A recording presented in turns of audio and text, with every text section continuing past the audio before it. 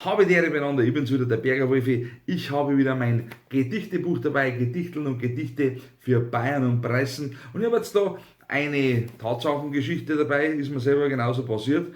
Das Gedicht heißt Bohrisches über das Uncoolsein. Jetzt ist halb zwei in der Früh, ich glaube, ich bin und ich hock und wart beim Mecke drin. Disco-Abheuer bin ich heut zu der sehr unchristlichen Zeit.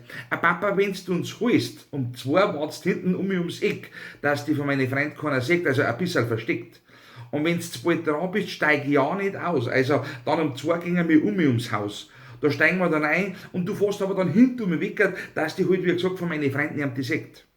Natürlich zu bald dran, sitze ich beim Papadeckelwirt drin, also bei McDonalds, fast eine geschlagene Stunde, weil ich anscheinend so uncool bin.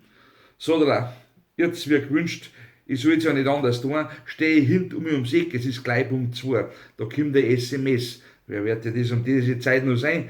Papa, Papa, bitte mach mal halbe drei. Das war ja alles kein Problem, aber bei minus 5 Grad ist das alles andere als schön. Ich warte und warte bis halbe drei, ich kann es kaum noch erwarten. Gott sei Dank, da hinten deren schon Vierer starten. Hoppala, ein böser Blick, der streift mich gleich, weil ich zieh mir gerade das Regionalradio rein. Jo, was hört der Alter für eine Musik, voll crazy, uncool, blöd? Mal ganz ehrlich, die Beatles kennt das Bierschall nicht. Dass ich so halblaut mitsing, ist wohl auch nicht recht. Auch der nächste Blick sagt mir, dass das meine Tochter gar nicht möchte. Na gut, dann bin ich halt stark und halt einfach mal Mai, weil der uncoole Alte, na, der möchte auch nicht sein.